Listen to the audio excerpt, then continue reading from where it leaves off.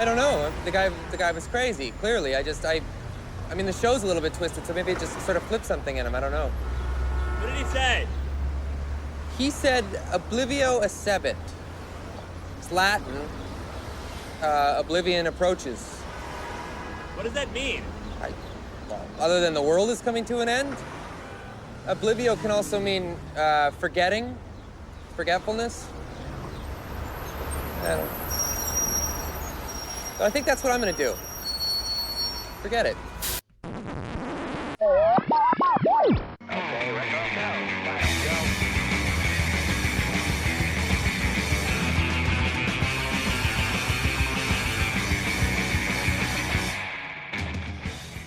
Hello and welcome. Welcome and hello. This is Wait, You Haven't Seen?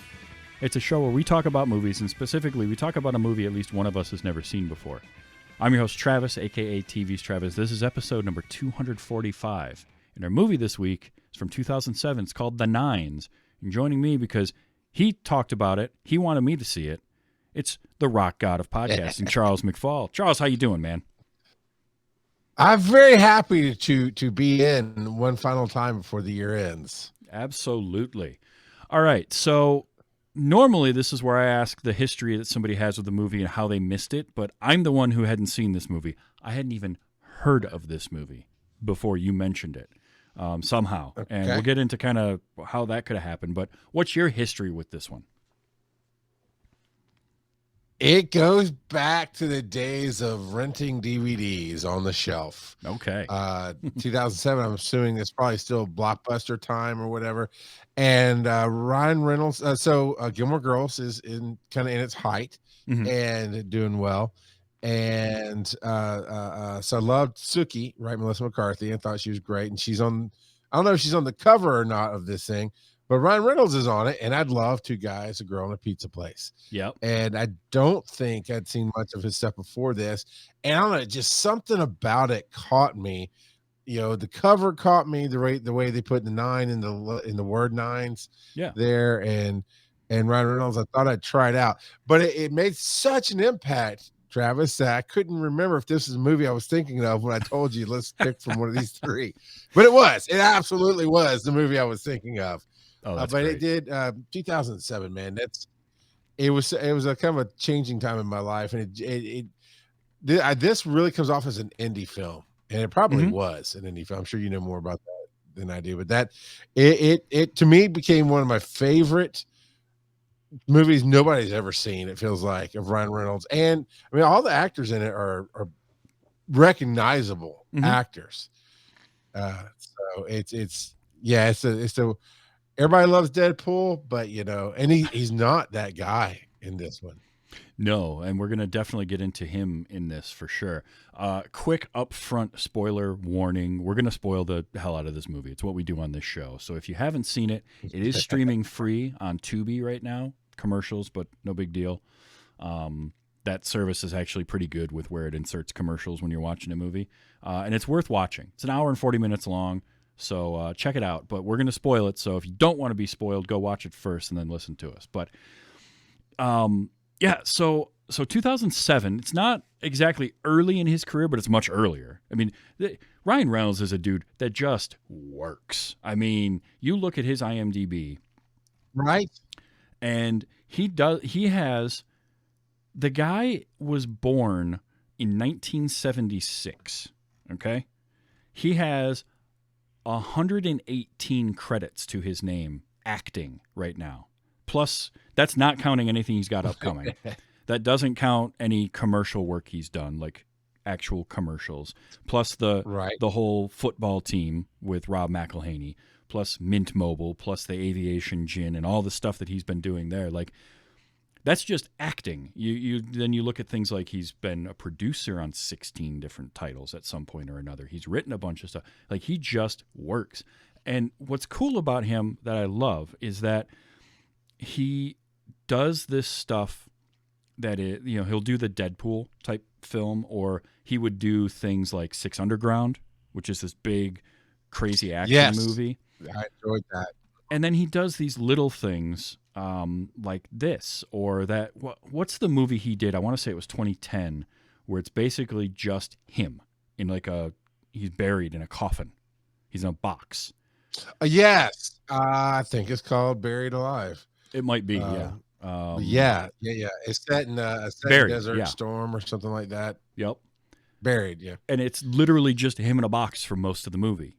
Like he goes, Yeah, and then he turns around and he does Green Lantern the next year, right? Like this big budget thing that didn't do very well. It's not his fault that it didn't do well necessarily, but like it's amazing to see that, and then have him do stuff like Safe House or The Hitman's Bodyguard. But then he does things like Paperman and rom-coms like The Proposal and all this. Like he just likes to work. He likes to do a lot of stuff, and he's pretty versatile. He is, and damn it if he's not good in so many of those things too. Like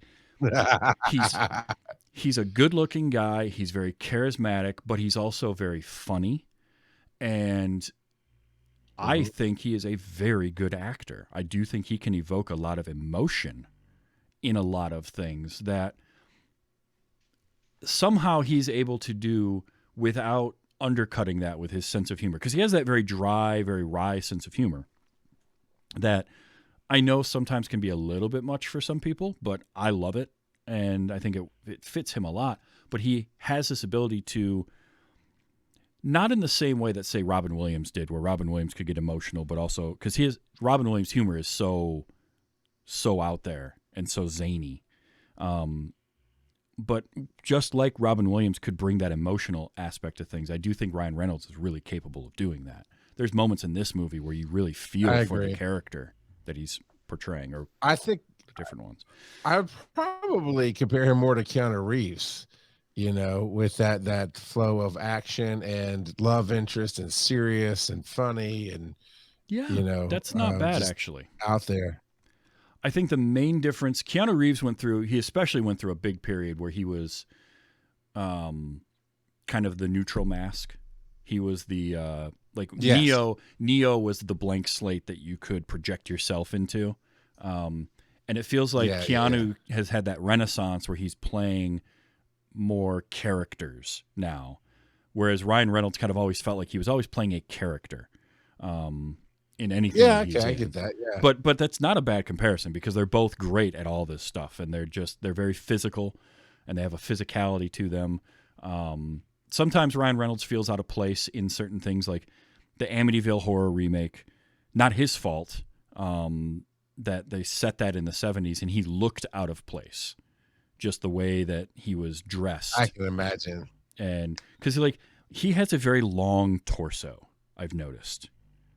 And he likes to not wear a shirt, which, hey, I mean, look, if I was built like Ryan Reynolds, I probably wouldn't wear a lot of shirts either. But I've noticed Dragon Con would be a whole different experience. Yes. But he has a very long torso, and he tends to wear pants kind of low on his hips.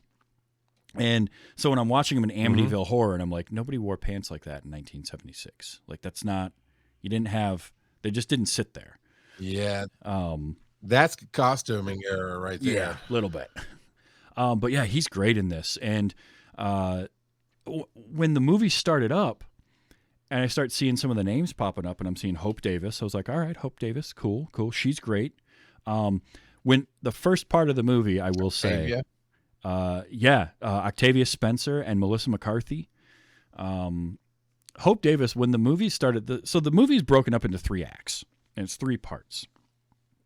And that first part, her character, kind of right up to and including that sort of musical number that she does, I was like, what is happening here? Yeah. And I didn't like her performance. Yeah. Her performance felt wrong. Like, it felt weird to me. And it didn't feel like a natural flow into like a musical, but I'm thinking, being that's the first act and the most disjointed act, that maybe it's supposed to feel that way. Well, and I have some theories on that. We'll circle back to, because I have an idea. I've kind of built an idea in my head of why. But after that first act, then when she shows up in the second act as the executive, I was like, okay, no, she's doing fine. Like, for that first part, I'm like, something doesn't feel right with her. And I don't know, maybe she didn't have enough time or something. It just didn't feel like a good performance. And then I'm watching the rest of it. I'm like, oh no, okay, I get what's happening now. Mellisa McCarthy, though, kills it. She is fantastic in this. And this is, you mentioned Gilmore Girls. And this would have been, was Gilmore Girls still on the air in 07? I think it was, right? I think it was. They even make a couple references to it in the film itself. I'd have to Google it to be honest, but if it wasn't on the air, it was very shortly after. But she ended up leaving the show a year or two before the show ended, I think. Okay, it was right at 2007. So yeah, it was right around when this was coming out that was happening. But this was still. Again, just like with Ryan Reynolds, it wasn't early in her career, but she hadn't broken out yet. Like with the exception of Gilmore Girls, Bridesmaids hadn't happened yet, and that was really the thing that like skyrocketed her. Yeah. And I don't remember who they did. Just fun note, I saw a clip from the pilot of Gilmore Girls not that long ago, because TikTok is a great thing, right? They show you stuff you'll probably never see otherwise. And originally, Mellisa McCarthy was not Sookie. I forget who the actress was. Oh, wow. And just because I've watched the entirety of the show and the extras and all that other stuff now, that's the character is Mellisa McCarthy. And yeah, just seeing somebody else in that role for even a minute was weird, which is kind of something they played into in this movie. Yeah, a little bit. This wasn't the first time she worked with this director either, which I want to talk about him. But the thing with Mellisa McCarthy, I never disliked her, but there were, for me, for a while especially, her brand of humor to me was, I could take her in smaller doses. It was kind of like Will Ferrell for me. For a long time, Will Ferrell was somebody that I didn't dislike, but I liked him better in a supporting role in something, when he could be Frank the Tank, or he could be like a side character. But if it was and this has changed. This has changed for me, because he has grown so much that now I can watch stuff with him in the lead, and it doesn't I like it. And Mellisa McCarthy was kind of that same way for me for a little while. But what I found with her is that over time, her comedy style has grown on me, but more so than that, she has an ability to have like a vulnerability on screen that it makes her very compelling. And I enjoy seeing her and stuff. It's great to see her in there, because like Ryan Reynolds, she's very funny, but a very good actor as well. And she really got to shine here. That was one of my running. Yeah, she really shines in this one a lot. One of my running gags on many of my shows was, and it kills Phil every time I pull it out. It's like, it doesn't matter what the role is. We're talking about, recasting Superman. Oh, who'd be perfect as Superman? Mellisa McCarthy. And just, that's what I do with everything. I think she's just amazing. And I mean, I'm never that serious about it, but it's and man, she left it on the table. Left it all on the screen on this one, I think. Well, and she gets a lot to work on and work with in this. And because this movie really is a small cast. It's really Ryan Reynolds, her, Mellisa McCarthy, Hope Davis, and then you have Elle Fanning, David Denman, and Octavia Spencer are there, but they have very supporting side roles. Like Octavia Spencer, she's in that first part as the streetwalker, and she has the little crack binge with Ryan Reynolds' character, Gary, and then she's out of the movie for a while. And I'm like, okay, so she's just not going to show up. Like that was her role. And then for her to be there. Yeah, exactly. That's what I thought too. Yeah. Yeah. And then all of a sudden she shows up in that second segment right at the end of it. I was like, oh, hey. And has the bet, like that is the moment this movie really turned for me, where it went from like, this is kind of interesting to, ooh, I like what's happening now. Because, so this is written and directed by John August. And I didn't recognize the name, but I did look him up afterwards just to see some other stuff he'd worked on.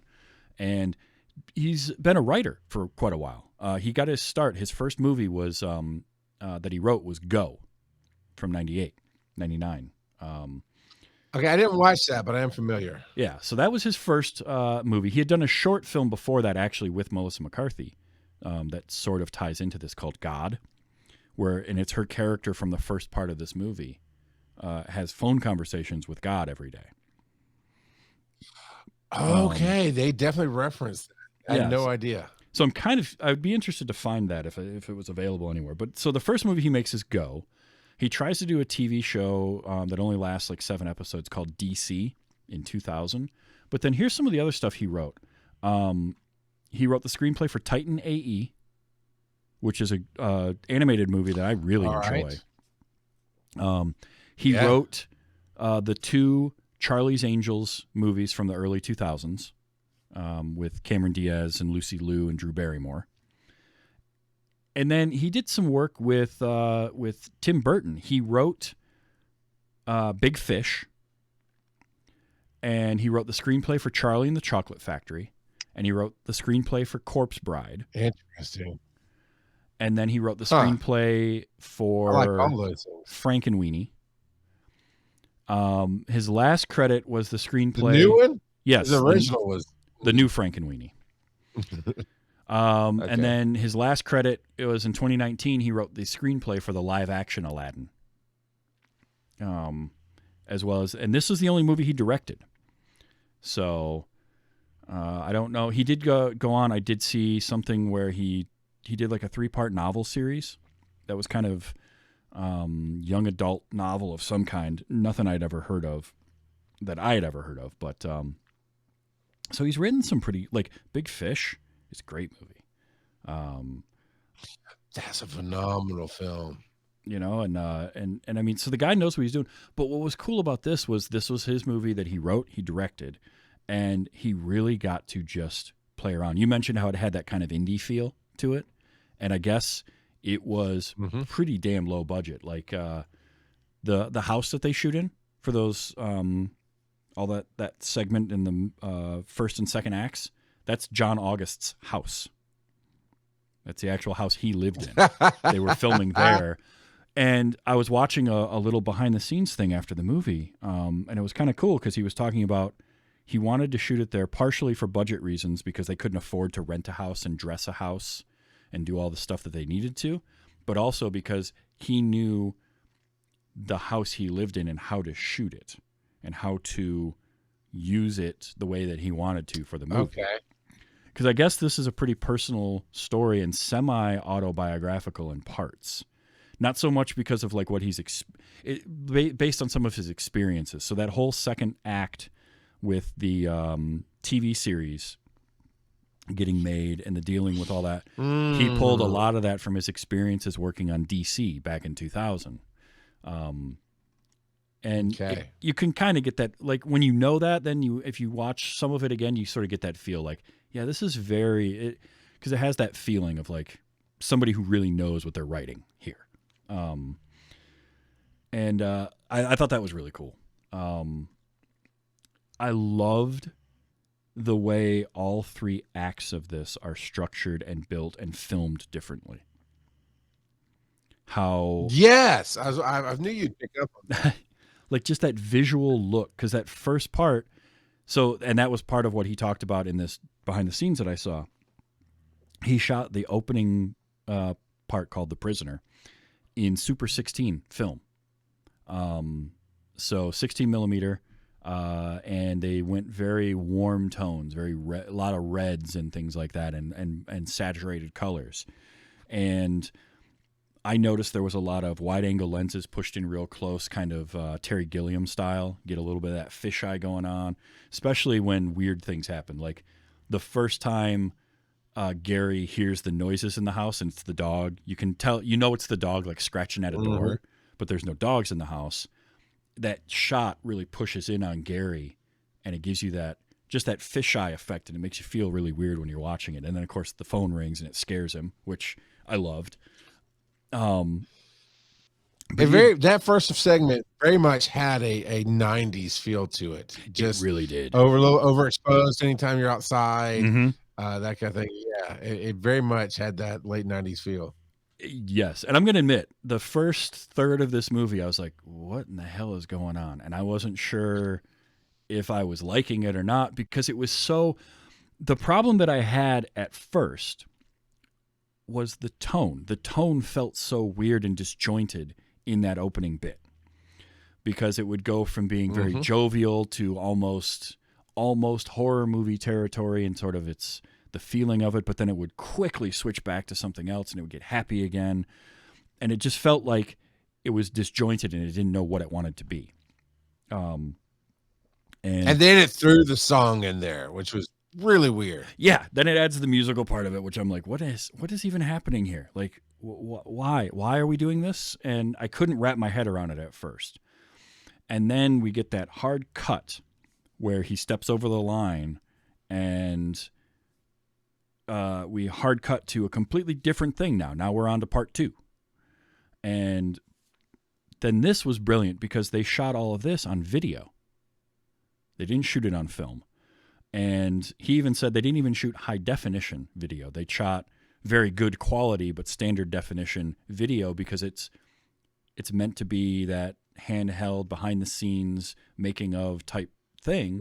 Documentary. So, documentary. So John August was like, well, we're going to shoot it just like that. And they stick with that the entirety of that act, which is another thing. Usually, I mean, how many times do you see a movie that starts that way, but then at some point it just flips and it goes back to shooting regular, locked off cameras and dolly moves and all that kind of stuff. And this stayed handheld the whole time, and they muted the colors and everything was a lot bluer, and it gave it a totally different feel on top of seeing all the same actors, but they're playing different parts now. And then Ryan Reynolds looked a whole different part. Didn't he? Like, he looked smaller. He didn't Right? Yeah. And I know some of that's the costuming, because in that first act he's wearing t-shirts a lot, and they're kind of that super medium t-shirt, so it can be tight enough that you can show off his shoulders and his chest, and his hair's a little bit longer, and it's that kind of orangey blonde. But yeah, that second act he looked slimmer. He's completely clean shaven. The glasses that he was wearing was a big thing. That they cut his hair a lot shorter and kept it darker, and he looks totally different, on top of just acting like a completely different character. Like, not even and not in a hugely outlandish way. He's just a different person. He, the whole way his thought processes were as a character were completely different. I love that. I thought that was great. And then having Mellisa McCarthy be herself was cool. So it kind of, because we broke fourth wall in the opening with Hope Davis's character. There was a couple times where she speaks directly to the camera, which again was a little jarring. And I'm like, are we going to keep doing this? And then they don't really do that throughout the rest of the movie in terms of talking to the audience so much, although the documentary kind of has that feel. But then we get that bleed over and crossover with, now we have Mellisa McCarthy as Mellisa McCarthy, and her husband. And I didn't know, I wasn't sure, because I wasn't sure if that was her husband or not. I hadn't done enough research, and I look it up. Sure enough, no, that's him. And that was Dahlia Salem as herself. And I just thought that was so cool. Herself. It was a cool way to do all that. And that whole sequence too is so weird for the character that Ryan Reynolds is playing, but in a completely different way. The way the world is unraveling for him. Because the first guy, Gary, unravels his own world, which was another one. I'm watching this, I'm like, all right, so this guy just doesn't care. He's literally just buying a bottle of whiskey and drinking it while driving down the street in L.A., in broad daylight. He's not even trying. And I love when he's sitting there and the bus comes up with his face on it, on the advertisement. Yes. And you see that, and then he pulls up to the guys to buy crack, and they're like, no, it's cool. I just play a cop on TV. That was pretty funny. So the way they shot him driving on crack was really disorienting in a good way. Yeah, I liked that. A lot of weird camera movements. I loved the camera when he's upside down in the car, when he's flipped his Prius, and the way the camera is, and then they just rotate it 180 degrees, and you see, oh no, he's upside down, but he's smiling the whole time because he's just way out there. That was pretty great. His little freak out over seeing himself in the mirror and thinking he doesn't have a belly button. And Are you unborn? Yeah, what's great about that too, this whole movie, because this movie just goes, it did not go where I expected at all. Like, when this movie started, like, it started and we're going through it, and I'm thinking, this is kind of weird. What's happening here? Okay, he's doing a bunch of drugs. All right, he's in house arrest, and it starts getting a little strange. But it never took the turns that I thought it was going to take necessarily, which is good. I love that. And then when you, like, I went back and I skimmed through it a second time because I wanted to find possibly some audio to clip out and all that kind of stuff. And watching it that second time, I was like, that's really cool. That moment where he gets out of the shower and he's showering with his jeans on, which, no thank you. I don't. Yeah.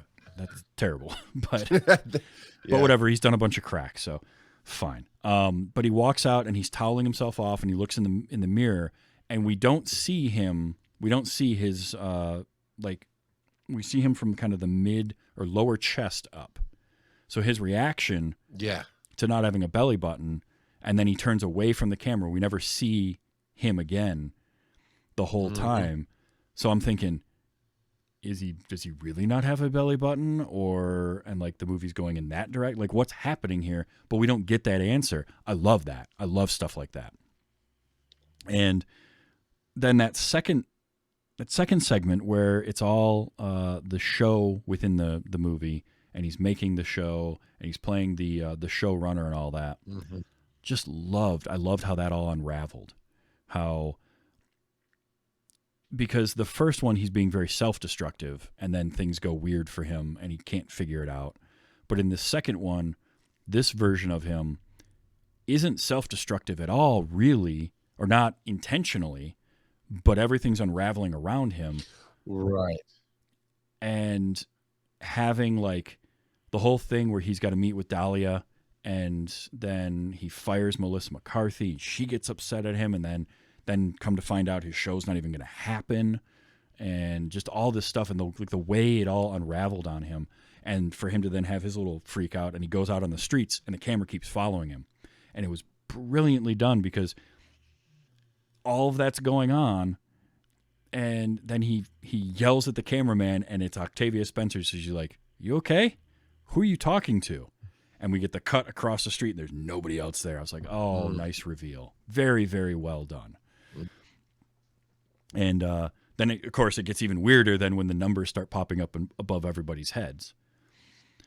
Because now you're like, hold on. And then that one ends, right? So now we've ended part 2, and we get into part 3, which, again, filmed completely differently. Now part 3 is shot like a television before that, show.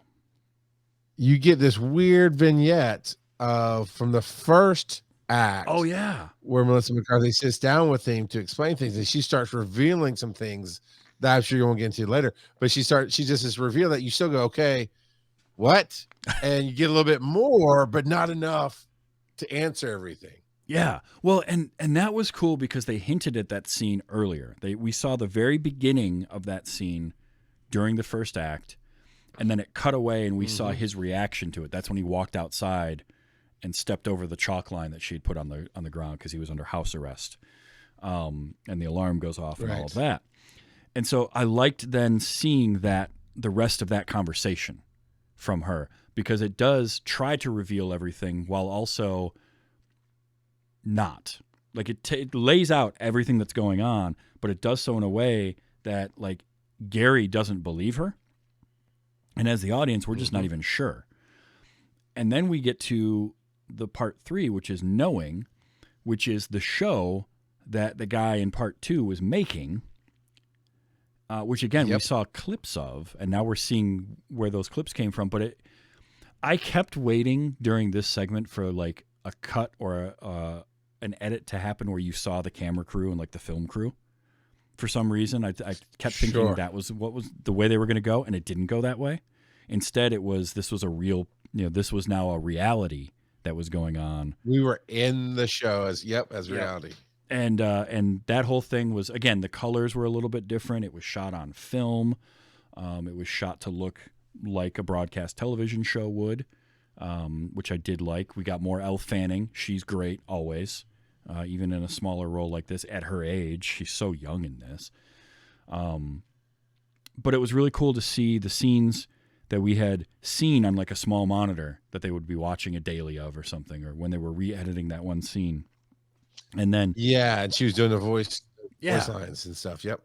And how, like, to see that and see it, how the show would have presented it, but then the wires start to cross, right? The streams start to get embedded, and we start seeing, like, on the little video camera that Elle Fanning is watching, the stuff that was happening in part 2, we're revisiting that, and everything starts to bleed together. And that's when the movie really likes to take its turn and go. It goes very existential. It goes very, like, just high concept. And I know from reading some kind of IMDb letterboxed reviews that I like to go and check those out every once in a while, just to, on a movie that I've watched, just to see what other people felt when they watched it, because I'm always curious. And I know that's the point that lost a lot of people, because any of the negative reviews I saw, it felt like that's where they kind of checked out. And That's the payoff. It is. The existentialism is the payoff. And not only that, but it doesn't need to make sense. It doesn't need to be logical at that point, because no longer, we're not telling an A to B to C story. This isn't a movie that takes place in our reality where all of those rules exist. This movie takes place in kind of its own construct, literally in the case of this movie, because of the way it's presented to us, and it's diving into itself. And I will say, like, one review I read, and this one just kind of made me chuckle. The broad strokes of it were like, the person was upset, and they kept talking about how true art should be accessible to everyone, and art is good because it's good, and you get that right away. And I'm thinking, as I'm reading this, I'm like, you don't ever actually pay attention to, like, art, do you? Because there's plenty of art out there that is fantastic art, but it doesn't make sense to anyone, including the artist. Right. I mean, I look at stuff like David Lynch films, right? I mean, you watch Eraserhead, or you watch Lost Highway, or you watch Mulholland Drive, and you're just like, what happens here? I don't know, but at the same time, you get it. Like, something clicks into place. And it doesn't always for everybody, and that's fine. I don't think it needs to. Sure. This is not a movie for kind of a broad appeal of audiences, because I feel like if you come into this movie with expectations of certain things happening and they don't happen, you're not going to like it. And I did watch the trailer, and I didn't like the trailer for this movie, because I feel like the trailer sets you up for a completely different film. It sets it up for a lot more of the thriller aspects of things, and the nines, and the write up on that is the same thing, right? The little blurb, about the description is, it talks about being all the character. Like, I barely glanced at it, but it's like being all the characters, and it does. Even in that first act, when he bumps into himself, basically, it does try to, for a moment, give you this almost sci-fi phantasmagoria kind of who knows what's going on here type of deal, and it's not that at all. No, it's, but like, it is. It is. It has elements of that, but the story is so different from it. I mean, knowing that this guy wrote Big Fish, and like, that kind of makes sense now. Like, when I learned that, I'm like, okay, no, that makes a little bit more sense, because they do play with that whole idea of, like, the nines and him. I had moments where this reminded me of the Truman Show at parts. Okay. it reminded me a little bit of another movie with Jim Carrey called The Number 23 at parts, but it didn't go in the direction that The Number 23 went at all, which I'm glad, because I had issue with that movie.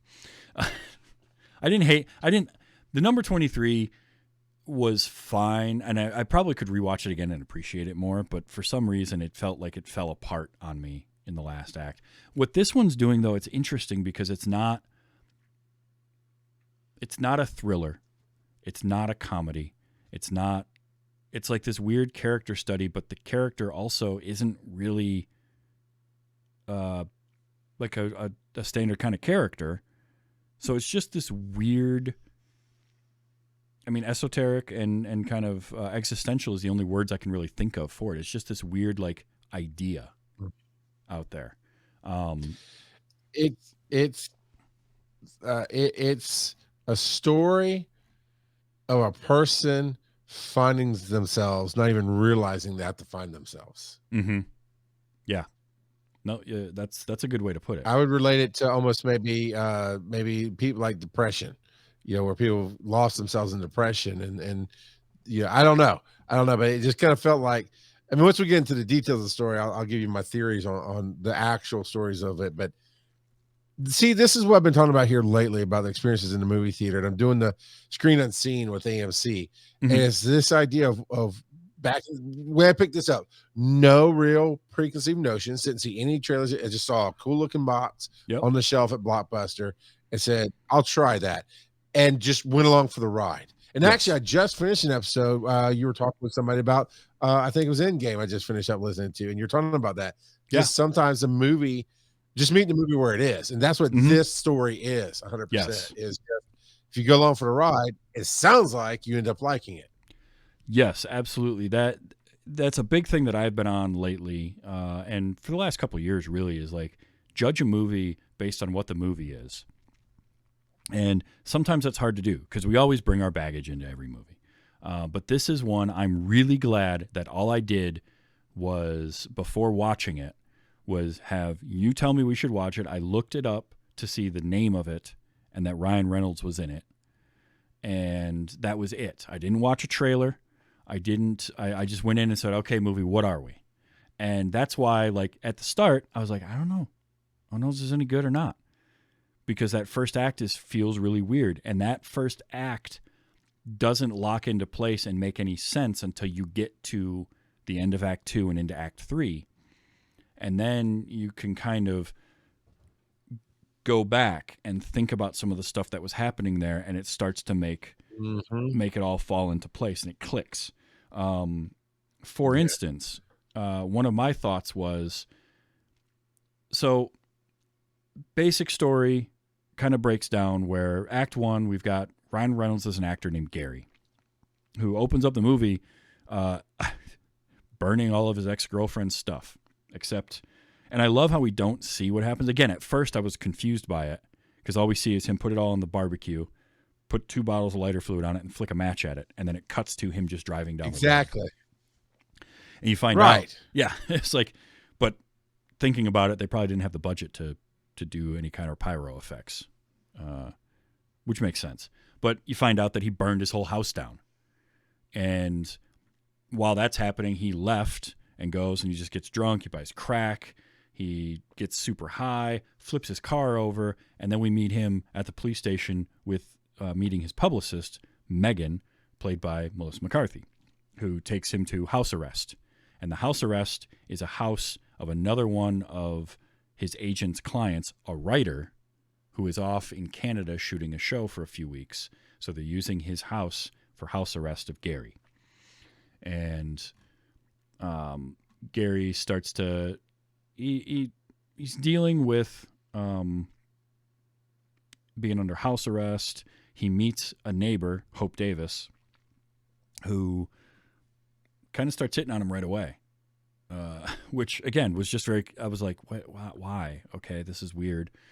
There's the whole musical part, which is very weird. But here was my thing with that. So, knowing what we know by the end of the movie about Ryan Reynolds and who these nines are, because there's the whole thing of look out for the nines.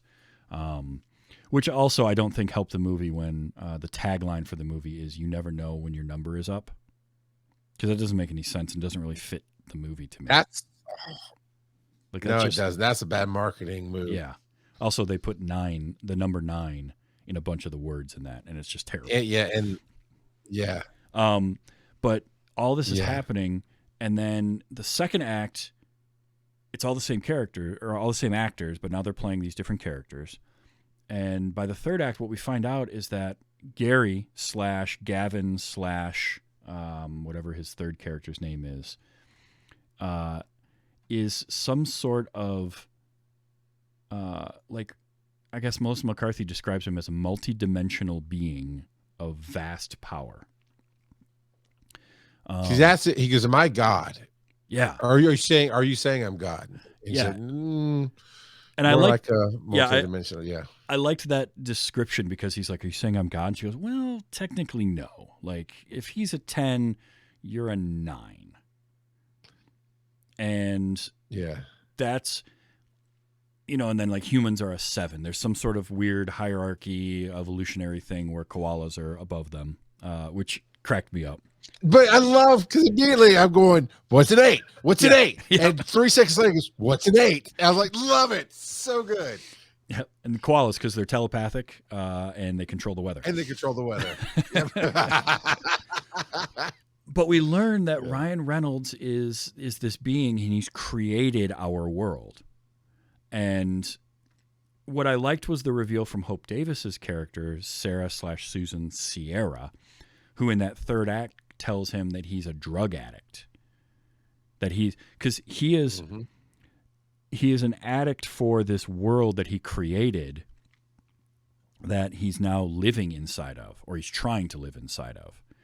And once you start to figure that out and you get these crumbs of this idea, then a lot of the stuff that doesn't make sense early on starts to make sense, because like the way she acts in that first part, how weird she feels, kind of makes me think like, well, this is her arriving and she doesn't really know how humans act per se.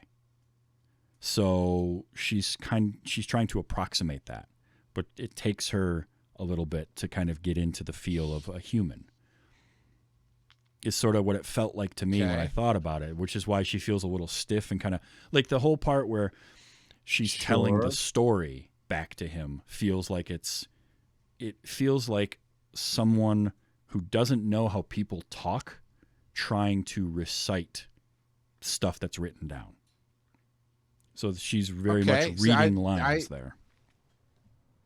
Interesting. I didn't take that. So when I first saw her, I just chalked it up to standard movie riff of the bored housewife and the husband's off doing stuff, and he's a known Playboy actor, and she's the housewife that wants to bang the hot actor neighbor. The weirdness I got personally was later when she talks about, we have to play by your rules. You make these worlds, plural, and we have to play by your rules. My whole theory is each one of those acts is a different world. Oh yeah, and they just keep catching up with him, and so he destroyed that first one when he stepped across the line. But that's that whole her being weird. Well, in that one he's this discombobulated person, so the whole world is weird, right? He burned his house down. He's drinking. He doesn't even know why he's on house arrest exactly, and I don't know. That's kind of why I took it. But either way, they both work.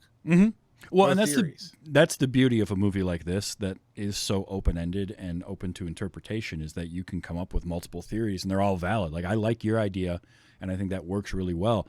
These worlds they're almost like nested within each other, right? The Gary character lives inside the world. Yeah, sure. Or he lives outside the world of Gavin, who is the showrunner for the world that is knowing. And it's sort of this Russian doll thing going on. And you're right in that, like, that first world is a little more disjointed. It's a little more kind of weird and doesn't make as much sense. But I think some of that, too, is because it was unraveling and falling apart on him. And and like this is Hope Davis, the Sarah character showing up to take him home kind of thing. But she gets there and she shows up in this world of his that he's created. She's got to play by the rules that are there. So she has to be human. She has to look like a human. She got to talk like a human, but she can't figure that out just yet. So she kind of talks like somebody reading a script. But by the second iteration, she's understood a little bit more. And so her character of Susan as the vice president character was much more into that world and understood what was happening, was able to play him a little bit more and move things. I get that. And it definitely falls into what you're talking about. Definitely falls into, and there's a little delay here. I get it. But if you really watch that character in the second act, she never really gives information. So, Roger said this, right? Yep. So it's still somebody who has no answers, but knows how to manipulate a little bit better to get to the end goal that they want. Mm-hmm. And then by the third one, she has figured out how to basically, now it's like, all right, we're done playing around. It's intervention time.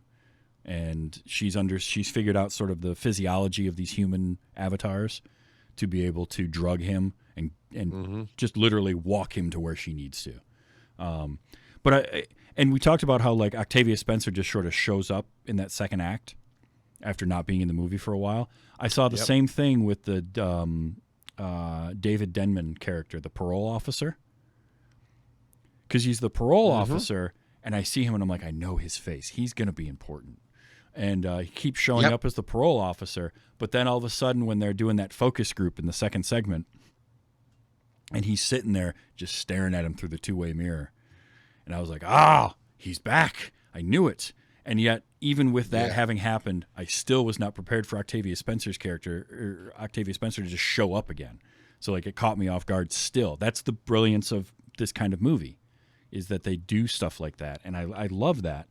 And then for them to be like, it's the two of them and Hope Davis are the beings.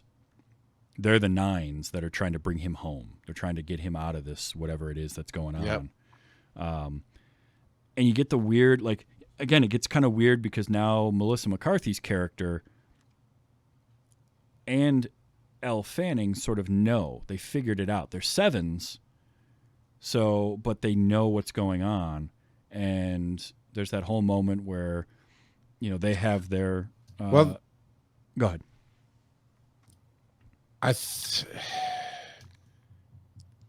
It felt like, because Elle Fanning shows up in the first act briefly and disappears. Yep. And I didn't even put together that she's the girl on the poster that he's sitting next to, because they put the word knowing across her eyes. So I didn't even put that together then. It just, for some reason, it felt like he was more invested in those two characters, even though there's no real connection to say that he fathered Elle Fanning. Right. I don't know. It's weird that way, but yeah, we get down to the end where he has to leave and he has to destroy the world. Otherwise, as a crack addict, he comes back to the world. Mm-hmm. Yeah. And I think some of the disjointedness is that she talked about how it's gotten so bad now. 4,000 years, by the way, he's been doing this. He's been in these worlds.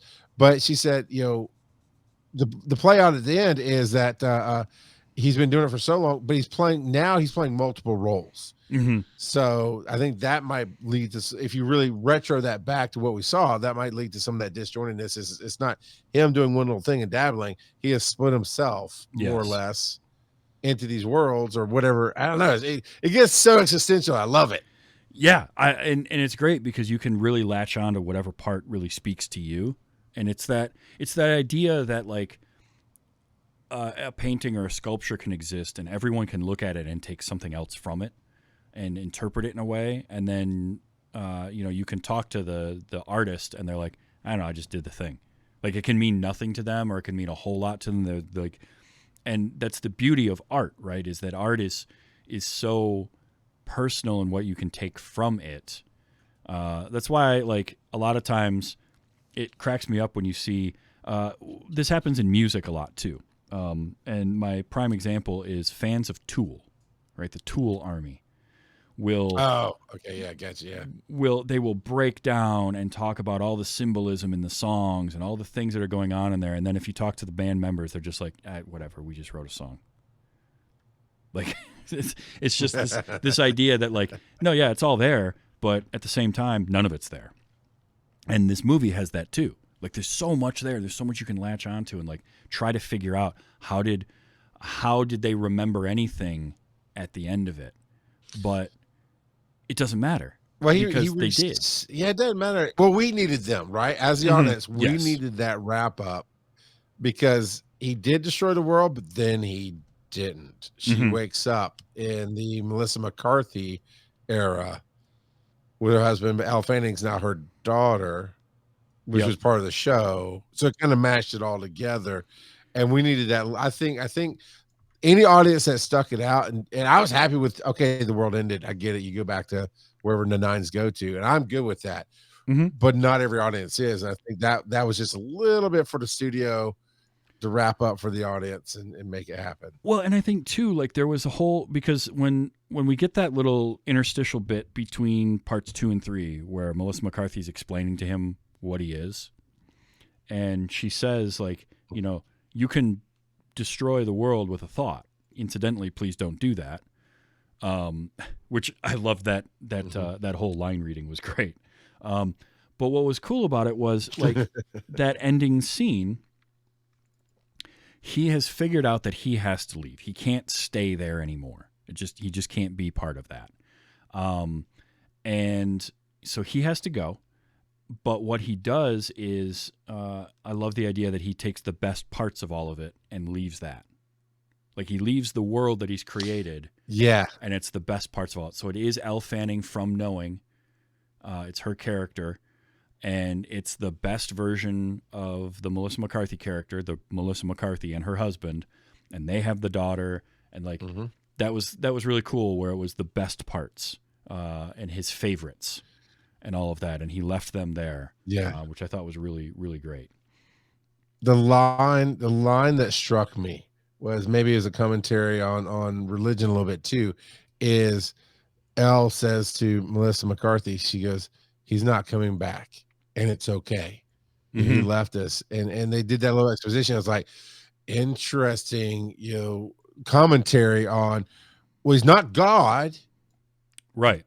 But he is the creator of this universe, and he has to go away because it's addictive or whatever. But he left this best thing. Do we just go about our day doing the best we can? I just got, my mind started spinning at that point. I thought, such a great little line. He's not coming back, and it's okay. Yeah, and just the fact that like those two can remember that because there was such a close bond there in those moments, and it's almost like he left Mellisa McCarthy because she deserved that, but she needed something to let her know, like to remind her that everything was okay, and so that was Elle Fanning, and like that was enough because husband. No idea, right? He's not going to remember any of that because he didn't have that personal connection. Right. So I thought that was really cool. I also loved how there was some sprinkled through like Easter eggs of sort of hints at things during the movie. Lines of dialogue, for instance, that would like give stuff away without giving anything away. Like when you watch it the second time, there's that moment when he slaps Susan, and and then she says, "You're not a man." Yeah, you're not a man. And I was like, "Oh, that's good," because it works. It works twice. Yeah. It's so good. Yeah. Or there was another one earlier on. I can't remember what it was now. That I'm sure if I watch it again, I can remember exactly, but it was something early on in the movie where it's kind of the same thing happens, where he's like, he gets told something, and when I thought about it as a second part, I'm like, oh yeah, okay, nope, that works. It's really something I picked up. Go ahead. It's phenomenal writing, and it had been so long I couldn't quite remember. I remember the part about God. I remember being existential. I remember some other stuff. I couldn't really piece it together. So it was kind of like watching something new. But he, early on in the first act, they're doing a crack in the hotel room. He stops. He goes, "Am I God?" Mm-hmm. And then in the second act, he asks it again. He's the God of that world. Yes. The knowing. In the third act, right? It's now they're saying you're the nines or whatever. But there's those crumbs everywhere. And then there was an interesting moment. Now this is what it's just left up to interpretation. Mm-hmm. Right, because he bumps into the ghost of himself that gets referenced in Act 1 and Act 2 between the two characters. Yep. There's the sticky notes where Susan is telling him, in the ratings, the 2s and 3s, they'll never love you, they'll never care for your show, but the 9s, look for the 9s because they love it, but they can be a little bit better. And he writes the sticky note, look for the 9s, puts it by the phone. That's all through the first act. Is that sticky note is there? Yeah. So it's like, is it the multiple characters? Is it the multiple worlds? How did they ghost each other and bump? But then after he does the shooting, so he's created a new world and knowing, supposedly now, in my theory, splitting himself off yet one more time and being in that world and owning it. Mm-hmm. When he comes back to the house, it doesn't feel like home anymore. Yeah. Yep. He says that a couple of times. It just doesn't feel like home. Everything's weird. Yeah. And because home now is with Melissa and Elle. Yes. Yeah. And it's that fracturing of sort of him in the different roles that is causing the problems, right? And that's why they want to bring him home, because he can't stop himself. He's just going to keep doing this, and it's just going to get worse and worse. And I loved all of that, and like just little things like the "Am I God?" or "Am I dead?" Like when the Gary character's trying to figure it out, he's like, "Am I in a coma? Am I dead? Is this?" And I love that, like, Gary is the actor, and he tries to be, he's not quite as intelligent as he would make people think. Like, he uses words just a little bit wrong. There was when he asks her what's the probabilistically was one that made me laugh. Yes. Or he wants to say in purgatory, but he says purgatorium.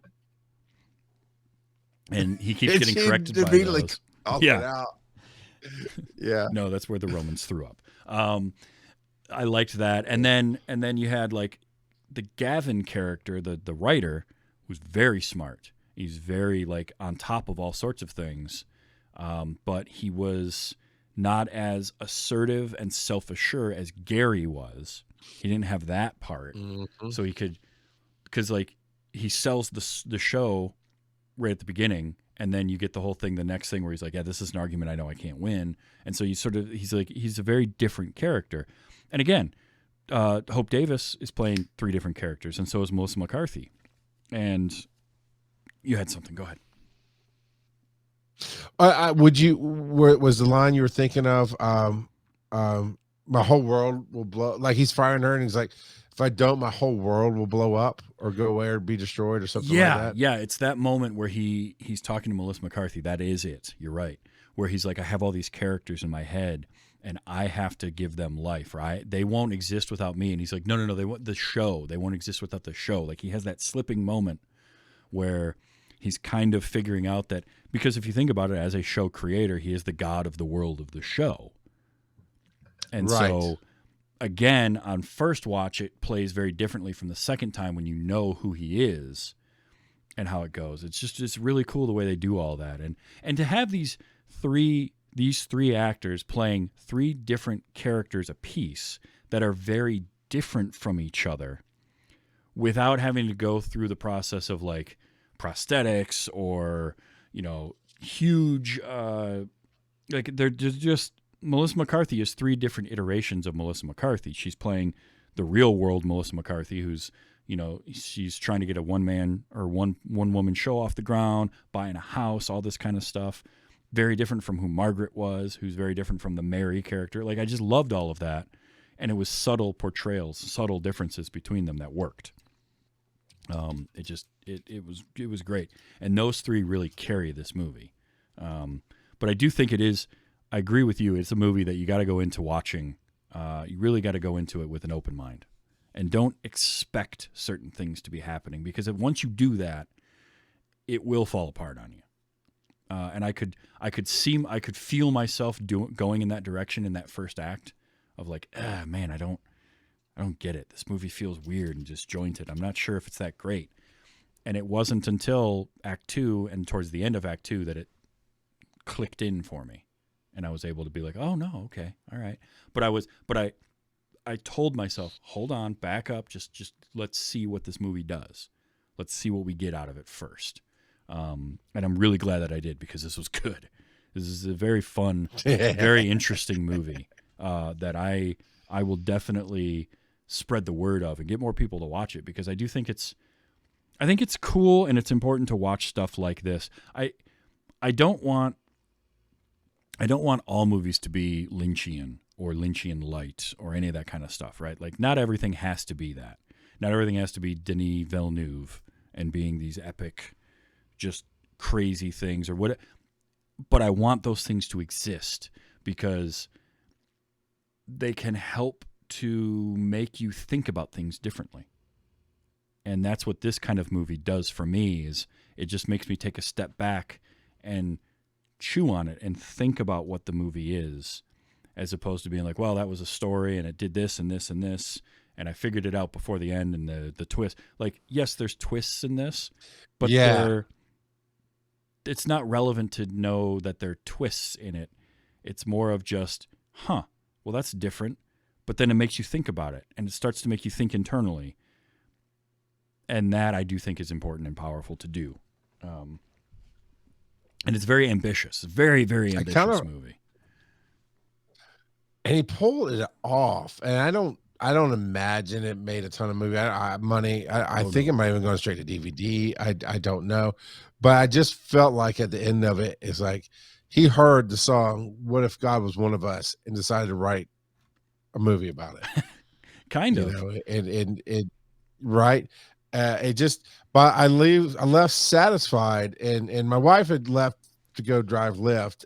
So I'd asked her about that. So she knew I was watching this movie for this recording tonight. Mm-hmm. And so she asked me about it, and she goes, "What's it about?" I said, "It's weird."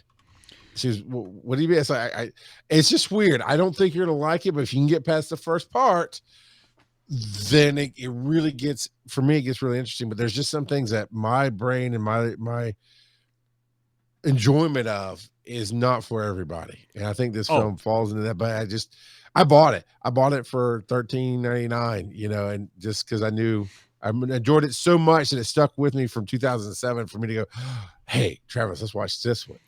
Well, and it's funny that you say it like that, where like the way your brain works, because one of the books that I have read in my life that had the biggest impact on me is a book called The Illuminatus Trilogy. It was written back in the 70s by Robert Shea and Robert Anton Wilson. And it's this weird sci-fi kind of almost acid trip of a book.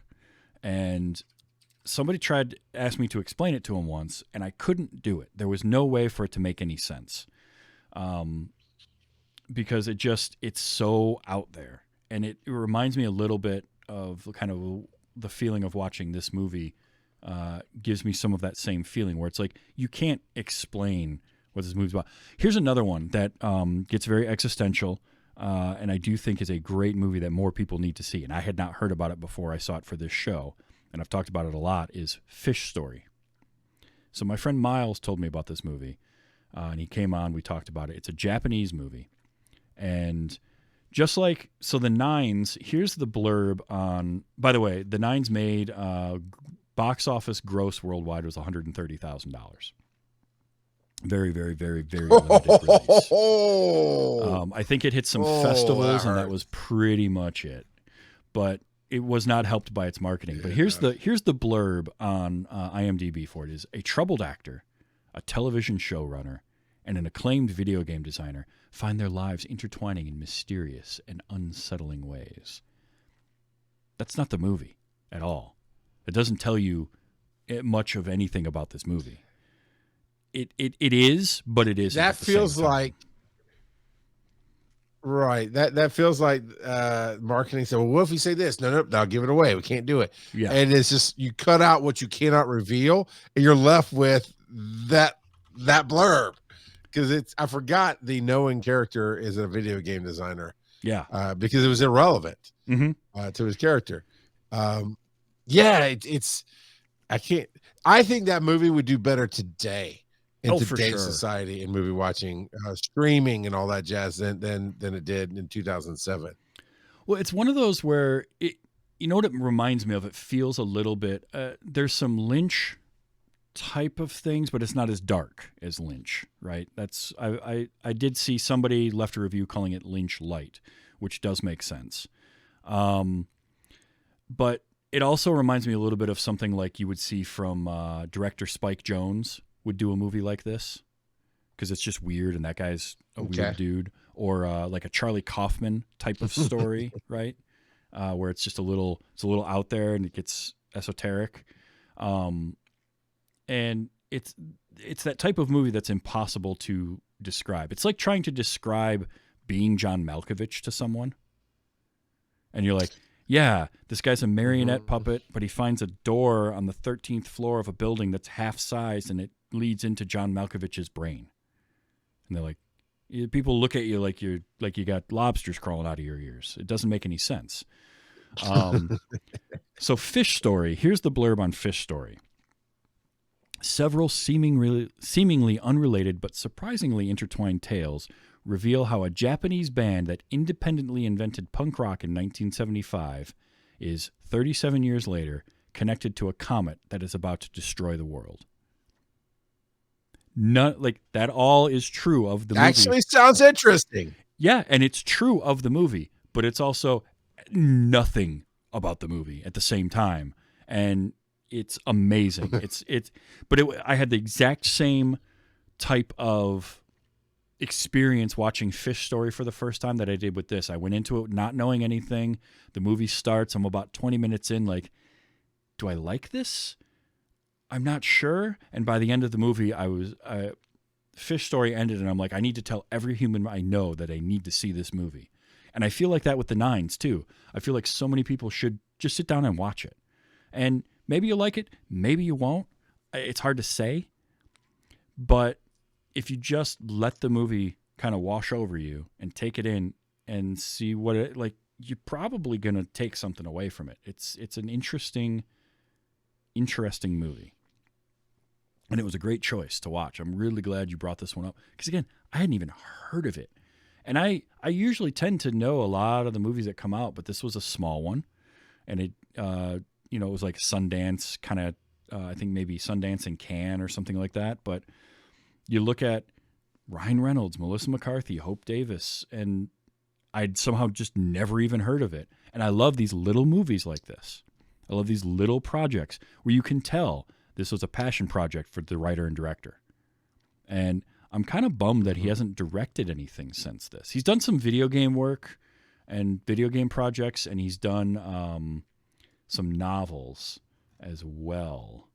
I'm going to find the novels because I'm curious about those. But he's in his 50s now, and he did Arlo Finch were the novels he did. He started in 2016 with Arlo Finch in the Valley of Fire, and then he did a couple more. They're kind of young, middle school, like teen movies. Yeah. I think I read a graphic novel based on that. Off of that. Actually, let me Google something real quick. Okay. I think Disney might have made a movie of it. Maybe I'm probably wrong about the movie. And he worked on a video game project or a board game, card game. So he's keeping busy, but he hasn't done as much film work. And I do feel like it would be cool to see him get another directing gig, just to see what he could do with a little more. I don't know, a little bit more to do, because I do think he's got some interesting stories to tell. So, but yeah, The Nines is a hell of a movie. I did capture a couple of audio clips from it. While you're searching for the thing that you are, I want to play a couple of these because there was just some. It's not. Oh, it's not. It's not what you were thinking. Go play away, man. 'Cause it's All not right. yeah, it's not what I was thinking, but yeah. So a lot of the funnier stuff was from that first part, really, like that first section. But you get this moment where again he's having this freak out because he looks down, he thinks he doesn't have a belly button, and again, I love the fact that we don't get confirmation really of that. Does he? Doesn't he? I think a couple of times we do see him walking around without a shirt on, and he definitely has a belly button, but maybe in that moment he didn't. Like something doing the crack slipped for a moment, Right. and his character didn't have it. But I just loved, and who knows who he called too? Did he call 911? Because he's very calm on the phone with them, telling them about his medical emergency, and then he sits up and he's like, Can a person live without a belly button? Because if you think about it, you're born with one, and if you don't have one, you're unborn, and it's really hazy whether you're alive or not. And I guess I'm wondering, am I alive? like, am I alive? And then the next thing he says, or am I God? I cut it off before that. I didn't realize that. But and meanwhile, you've got Octavia Spencer's character just sawing logs behind him on the bed. But it works too, because he's having this freak out. It could very easily just be from the drugs. As you're watching this, you're like, this could just be the drugs. Right. And that's what's doing it. So, here was the other line. This was the other one that played so differently for me the second time through, is this. He can't be left alone. He's an actor. If no one's watching him, he doesn't really exist. I liked that. Yeah. Yeah. Because it, again, dual meanings and the whole idea, and that's just so cool. I love that. No, he's an actor. If no one's watching him, he doesn't exist.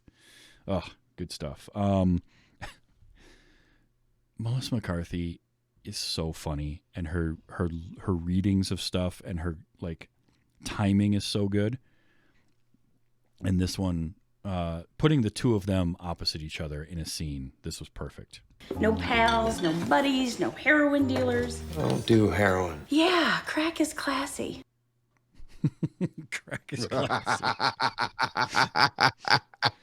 Oh, it was so good. This was after, he's still on the phone, but it's after the "Am I alive?" line. And this was what made me wonder, who did he actually call? Because he then says, I don't think I need an ambulance, but I should probably go to the hospital. Yeah, I should probably go to the hospital. I love that. And then here's another great Mellisa McCarthy one.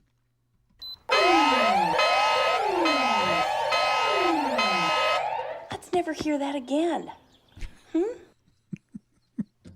And she pats his foot. Let's never hear that again. It's just pitch perfect. Her delivery on that was, I loved it. I apologize for that sound being really loud, but yeah, that was so good. Section 2, let's see.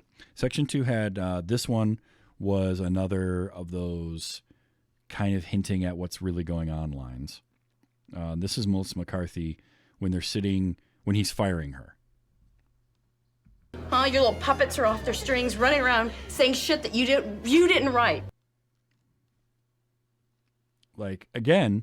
And love that she stumbled over that line too. Yeah, well, I did read that a lot of sections of that were ad-libbed, where they would have a rough idea of what they were doing, but they would let them just kind of run with it and give it that real documentary that raw feel. And so, yeah, that's perfect. The way she stumbles over that line was the perfect take to go with. And what I also felt like it was a double meaning. She just said the puppets have the strings cut, and they're not saying lines that you wrote. And as she's trying to say a line that he didn't write, she's having a problem with it. It was so good. It's brilliant. Let's see. This one was, I don't remember what this one is. God. So probably him asking if he's God. Or what if I'm God? That's what it was. What if I'm God? Yeah. Again, it's the drugs talking, or so you think. Turns out it's not. So you think. This, the first part of Section 2 where he's giving the pitch for the show Knowing in the room with Susan and the other executives. I loved that because he's trying to explain what the show is, and then she's like, "Yeah, Roger needs something. Give me a one sentence, or what's the one sentence we should tell Roger about this show?" And he comes back with, Basically, it's like Rosemary's Toddler. "It's like Rosemary's Toddler." And if that isn't descriptive, it's two words that are perfectly descriptive of what he's trying to go for there. I loved that. And even the music, like the way the music was just kind of cheery and felt like just somebody playing around with a Casio keyboard in the background, I really liked because it added to the feel of what was going on. Rosemary's Toddler, let's see, So Did. What's this? And the best part is, I can drink it. I pumped before I came. So did I. That's such a bad good line. It was such a terrible joke, and it's so perfectly delivered with that just smarmy look on his face. I loved it. Exactly. That's the one time you get that trademark Ryan Reynolds look. He raised the eyebrow and like, hey. Yeah. Oh, that was good. You're Not Something. What's this one? Do you feel like a man? Because I'll tell you a little secret. You're not. And like it works so perfect in that moment, and then when you find out the end of the movie, and it's like, no, she's literally telling him you're not a human, like you're not a man. I love that. I love stuff like that. I love a movie that you finish watching it, and when you see it the second time, the best description of this, I've said this multiple times, I know, on this show, so if you listen to this show a lot, you're probably tired of hearing me say this, but the best description of that I ever heard was somebody talking about The Usual Suspects, right? And if you watch that movie all the way through, and when you watch it a second time, the whole movie feels different because now you know everything and you know what gets revealed, and all the performances suddenly feel different. And it was described to me as watching a play and then going back to another performance of the same play but sitting in a different part of the auditorium, because you're seeing the same thing but you're seeing it from a different angle, and so the same stuff plays out differently because now you're seeing it from a different perspective. And I love movies that can do that for me, because there are movies that I watch and it doesn't matter how many times I see them, it's that comfort, right? You can just wrap yourself up in the warm blanket of like that movie that you've seen so many times and you just know it. And then something like this comes along, you watch the nines, you get done, and if you watch it again 6 months later, a year later, or 5 years later, it's a totally different movie. It's a completely different experience that next time you see it because your perspective is shifted from it. And it's lines like that make that work.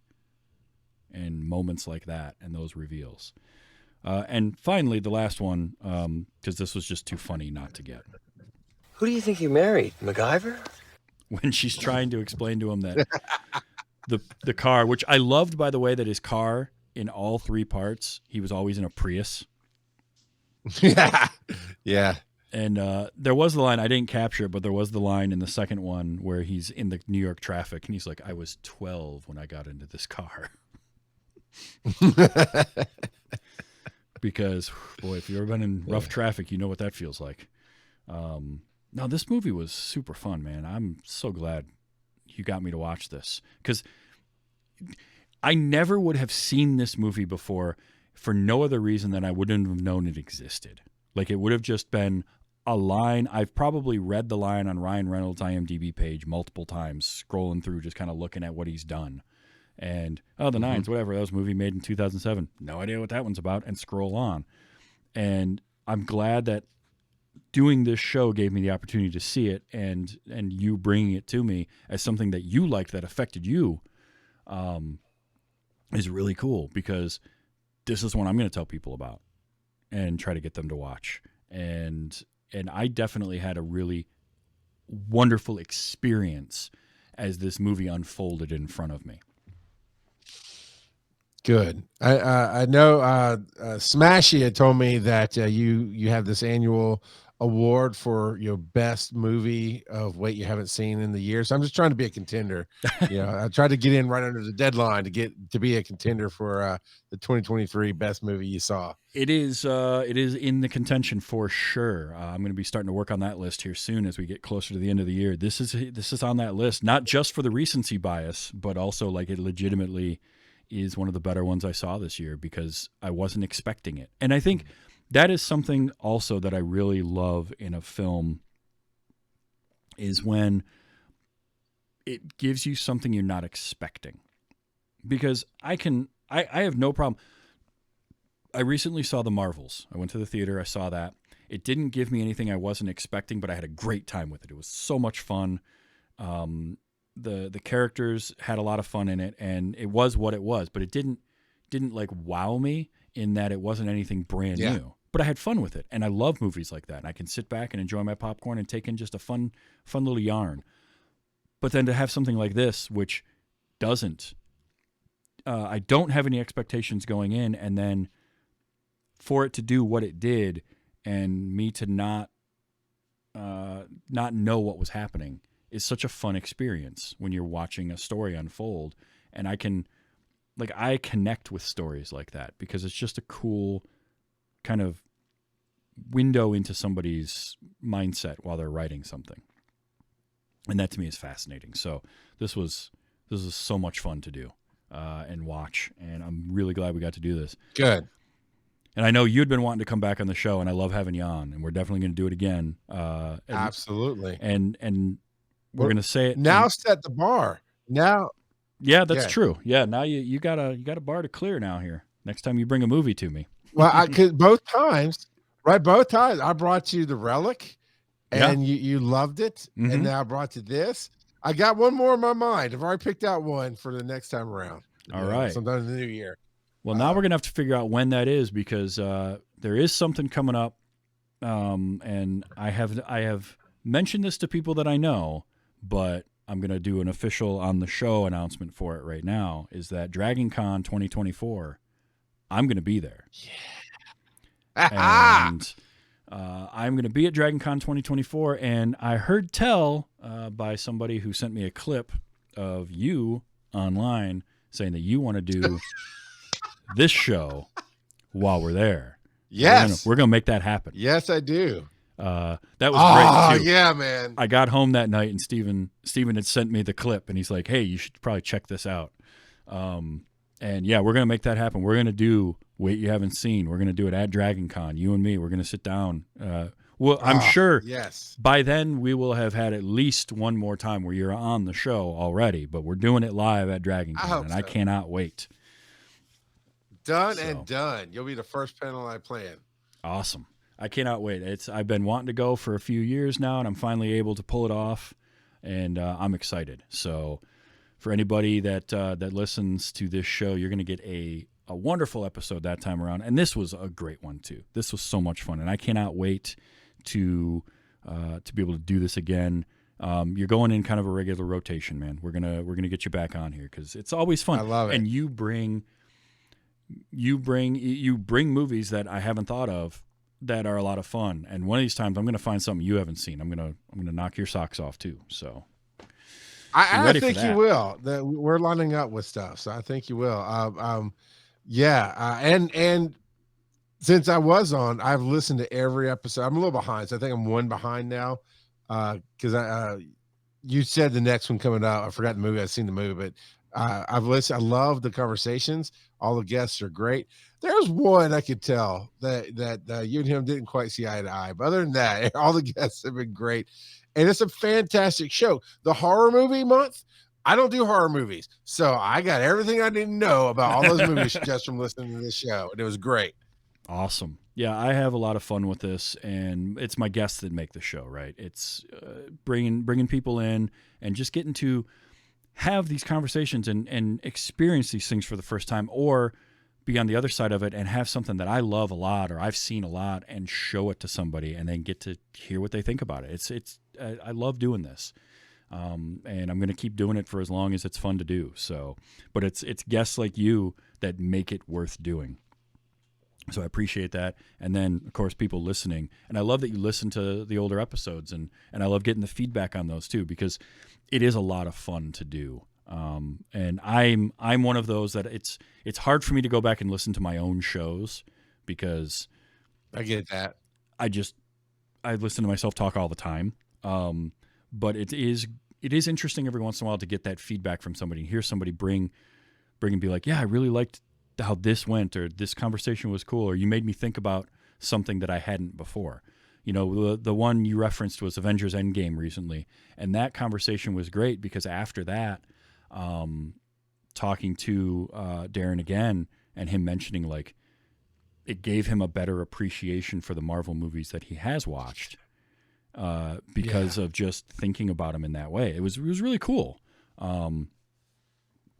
So thank you for that, and thank you for being on. Let people know where they can find whatever it is you're working on, and of course we know Dragon Con is always in the works because it's only like 9 months away. So yeah, just about.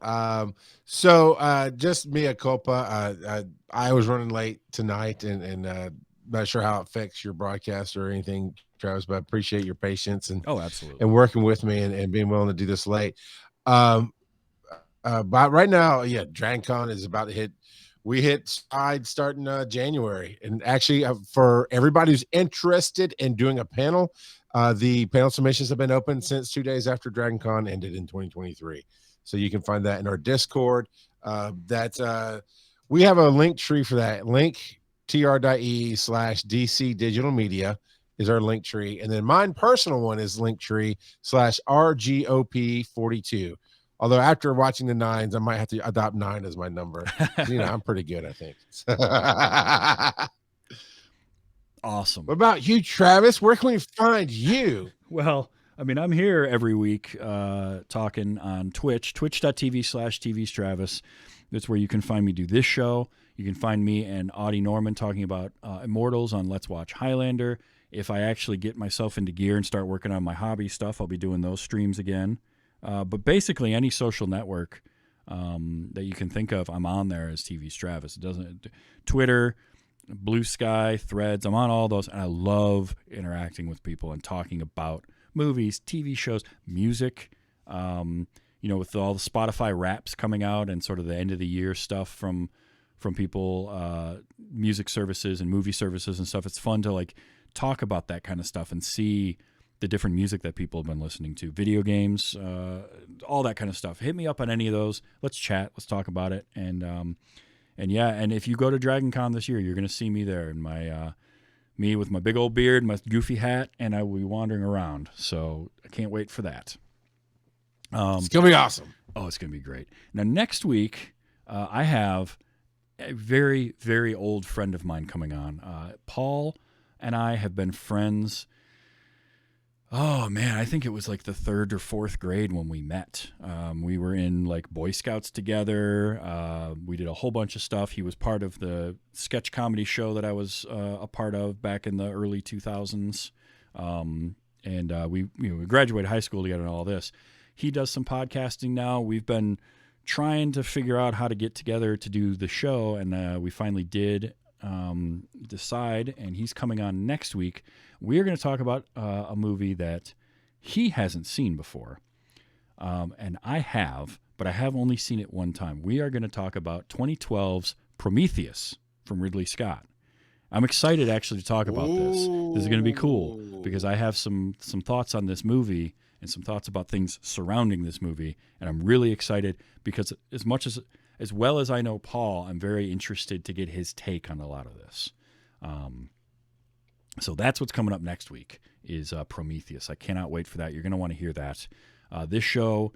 Oh yeah, I can't wait to hear what you guys say about it. Mm-hmm. Yeah, I'm excited. This show comes out weekly, so you can find it anywhere you get your podcasts or YouTube. On YouTube, it is a video and as well as a audio podcast. And those, again, that's at TV Stravis on YouTube. Or you go to tvstravis.com. You can find the links to all the podcasting services, the RSS feed, all that kind of stuff.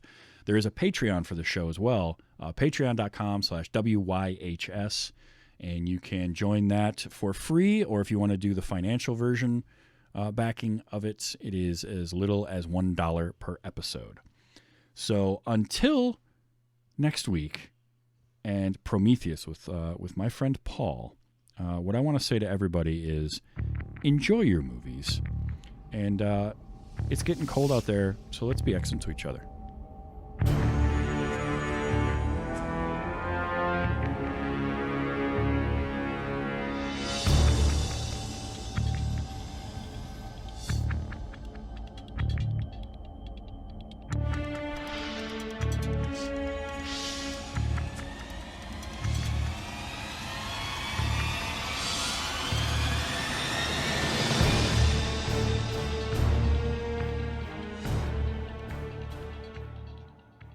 But if you fuck this up, I will smash your ankles with a sledgehammer.